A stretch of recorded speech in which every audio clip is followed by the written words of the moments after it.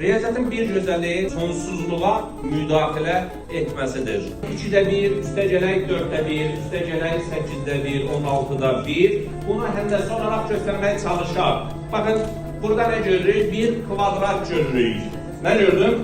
Bir kvadrat gördüm. Tərəfi neçədir? 1-dir. Bunun sahəsi neçədir? 1. Kvadratın sahəsi 1 vuraq 1. Tam ortadan qatladım. 2-də 1 oldu mu? Burada görürsünüz da 2'də 1 burada kaldı. Burada 2'də 1, burada 2'də 1. 2'də 1 üste gələk. Bu 2'də 1'i yeniden katladım. Arası ne kadar oldu? 4'də 1, 4'də 1.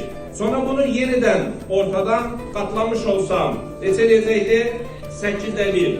Sonra bunu bir daha ortadan katlamış olsam neçə eləyəcəkdi? 16'da 1. Bir daha ortadan katlamış olsam sizce ben bunu katlasam bu kağıt yukarı çıkacak mı?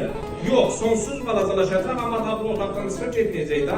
Demək ki 2'də 1, 4'də 1, 8'də 1, 16'da 1 əslində neçəymiş?